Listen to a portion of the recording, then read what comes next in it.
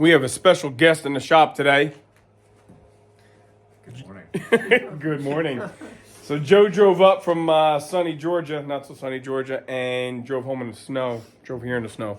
Got here last night and kind of checked out Mr. Jones. But before we get into all that, I want to show you guys what we've been working on this morning and how we're getting it done.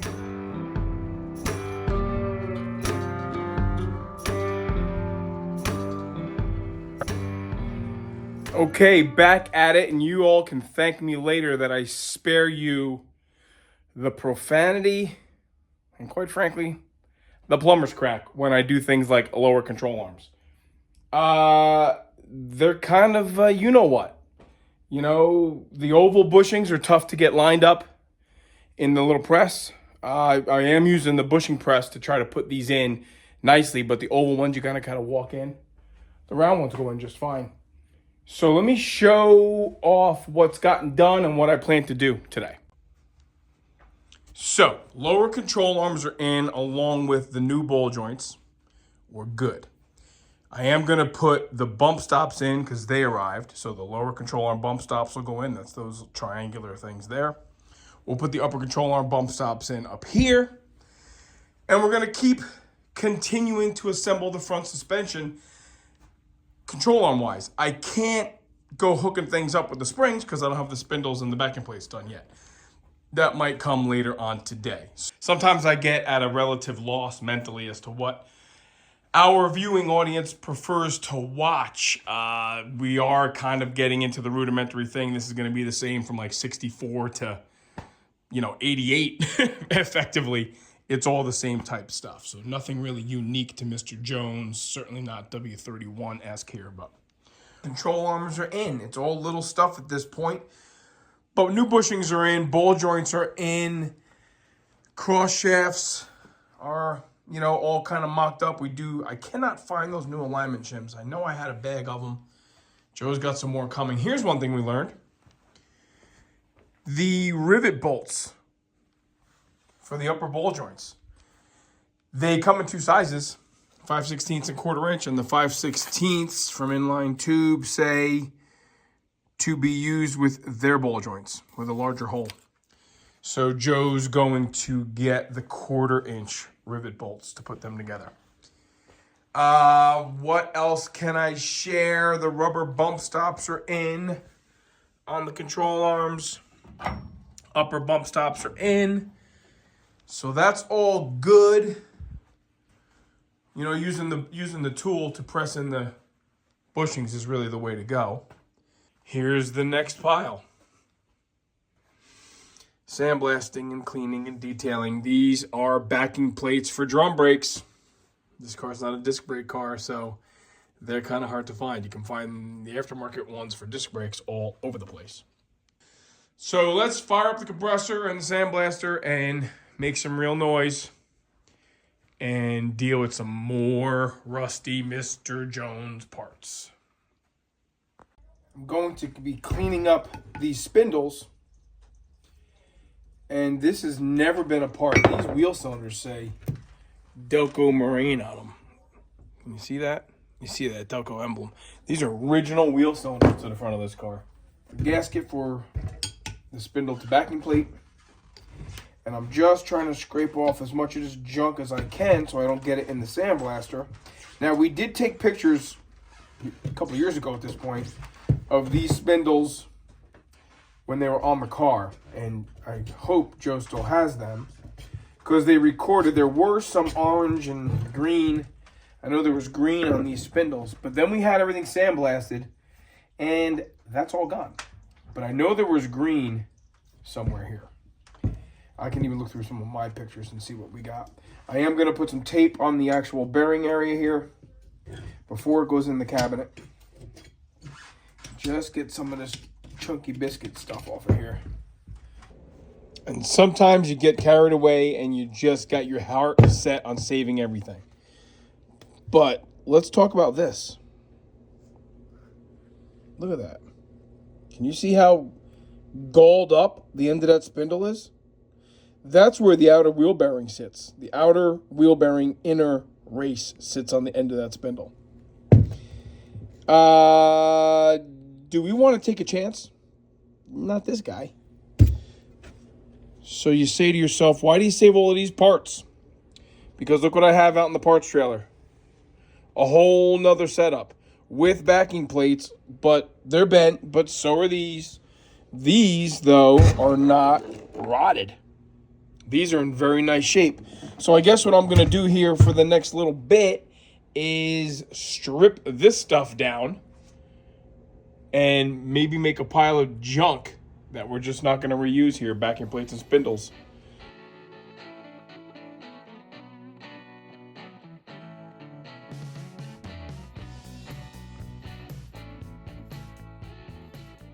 So thankfully, these parts are in much, much better shape. I'm going to use these backing plates. I'm not going to mess around with these rusted ones. While these are bent, I can straighten them out. And I am going to use at least one of these spindles. I'm certainly not going to use that one. That's no good. I'm not messing with that one. 64 to 72, they're basically the same. Part number will be different.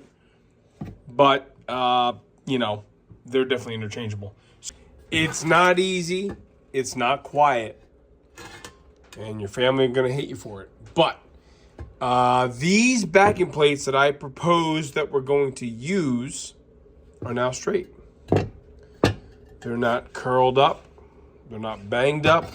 Again, you can thank me later. I've spared you the banging and the smashing and the whatnot to make them flat. You can see where I've been hammering on these to make them flat. This one here was curled up. Excuse my blacksmith hands, but this one here was curled up, this whole rib inboard. So when you looked at it, it was curled up to the point where it was not a perfect circle. But I'm happy with how it's come out. The task at hand is to make this pile of stuff look pretty enough to go on Mr. Jones. Let's get at it. Getting closer, it's not exciting stuff. I'm not wasting your time watching me sandblast parts. Obviously, you want to cover the spindle area with some nice, heavy duty tape. In this case, I think it's the Gorilla tape. Because you don't want to sandblast that stuff. Again, soaking in the lotion we like to talk about. Here's what I'm going to work on next. Going to work on these backing plates. And I'm just kind of playing around. I think we're going to actually try to clean them up and polish them so they don't have that sandblasted matte look. They should be shinier. This is actually like a stamped steel. These are the pads that the brake shoes run on, so this has to be kind of sort of nice so that the shoes don't get hung up. Over time they get little grooves in them.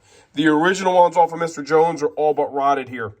By the time I clean them up, there'll be nothing left. So these are the ones from the donor set of spindles. Quite honestly, these are both the donor spindles. The only thing I'm reusing so far are the steering arms. All right, after all that craziness, that's what you have, right? That's a nasty, dirty part, sandblasted. Now we're going to try to make that look like that using this. Really? You're going to get the idea real fast.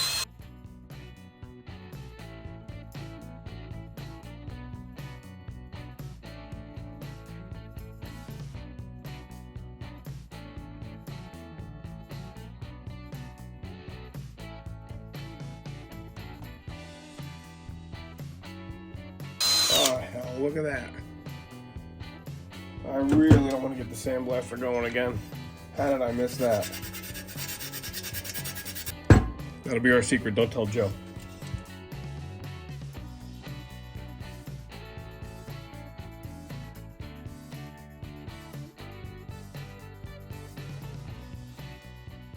I did not do this technique when we did the convertible. Polished? Not so polished. Dirt, though. Yuck. I painted Alyssa's. And I'm kind of bummed I did it that way.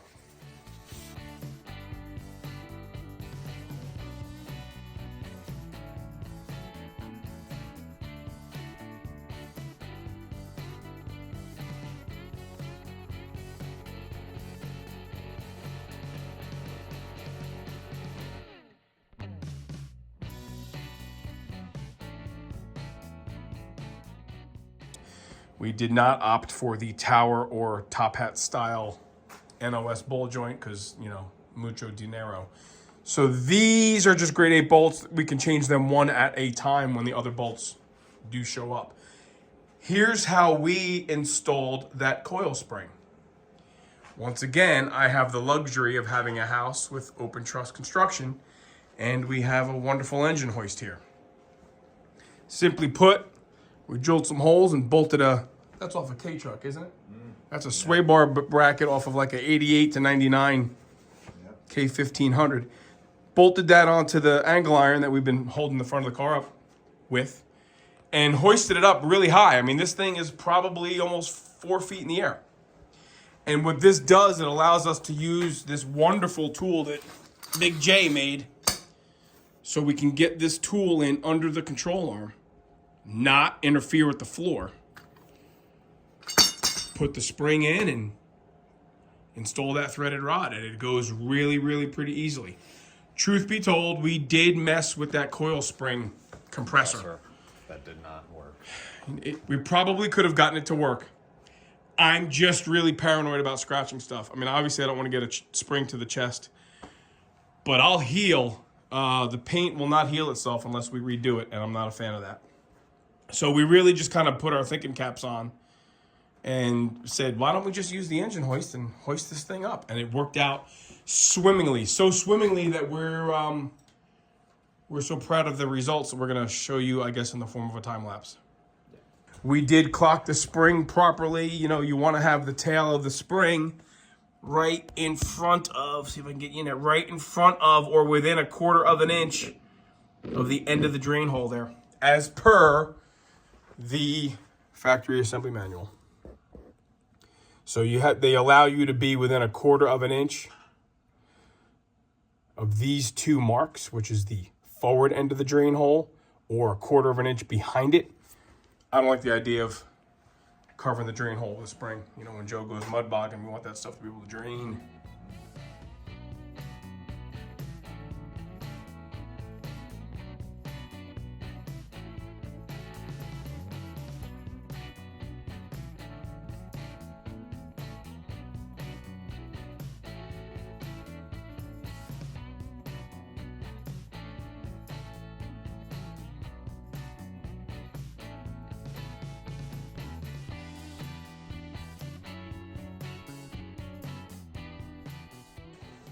We were just laughing how that's literally a 5-minute job. You know, once you have the car hanging from the ceiling and the engine crane in place and the tool at the ready, it's literally no big deal. Quite honestly, we highly recommend you gain some elevation when you're doing this.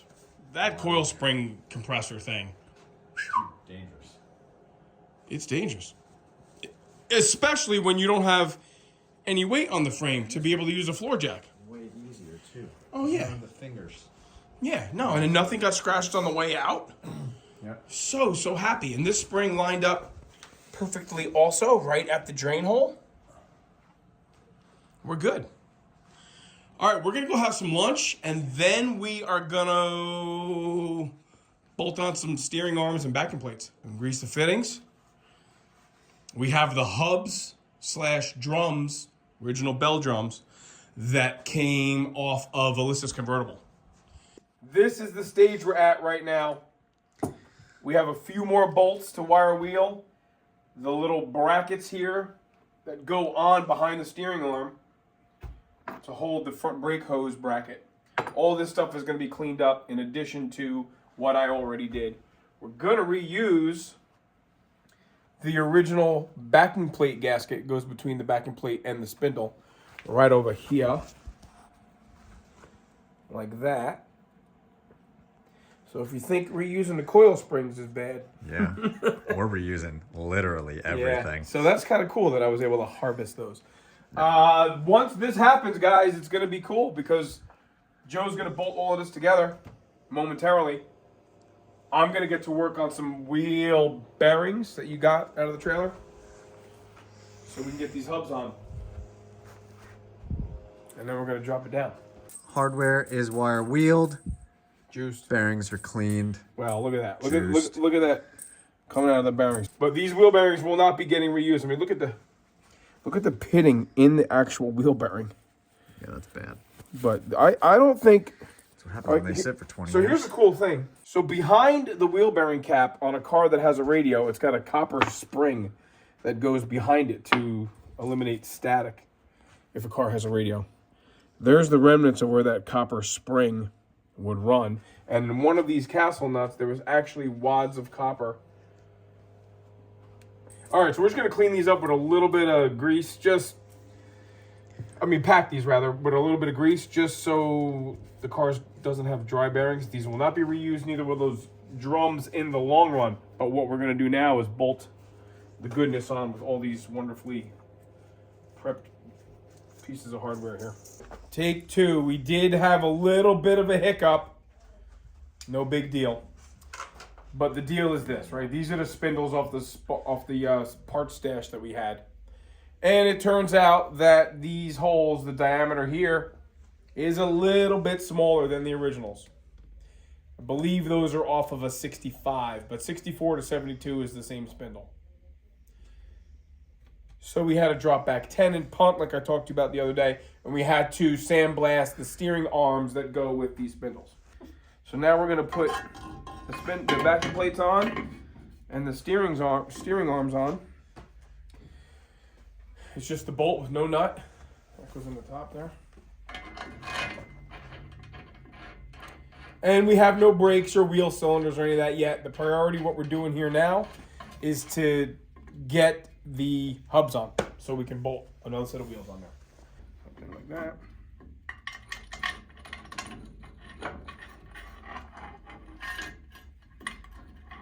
Push it.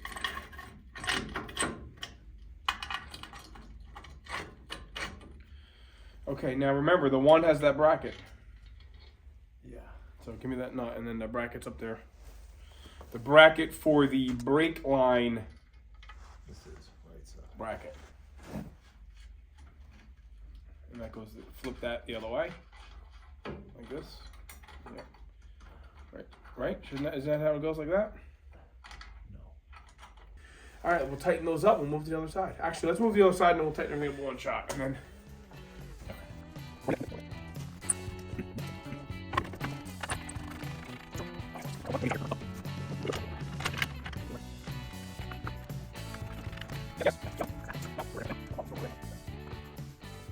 This thing's not getting driven anywhere.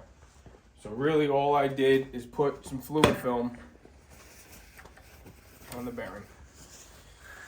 Because we don't have brakes yet. This all has to come back apart. So, again, this is just so we can put wheels on the daggone thing.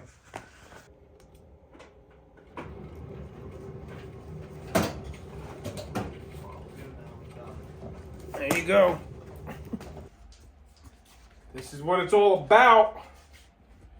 I love this part. I love this part.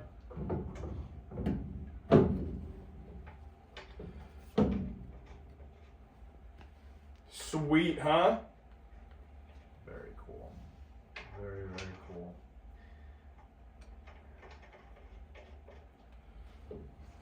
You got a good angle over there or what? You're the cameraman. I'm off duty. There you go.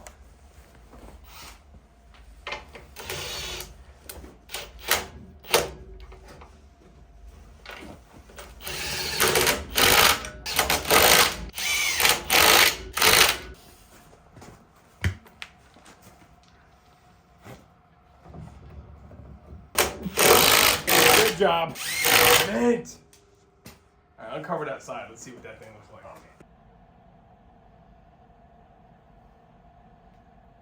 Boom.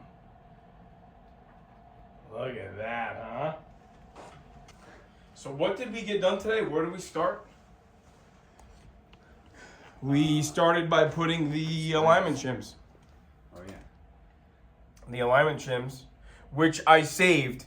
Right rear, right front. You know, I had them in a Ziploc bag and Joe wire wheeled them. Yeah. We did get new Bolts. for the cross shaft. Tightened up the upper control arm bolts. Put the springs in. Springs in. Those rivet bolts, man, they came. Now these are too small.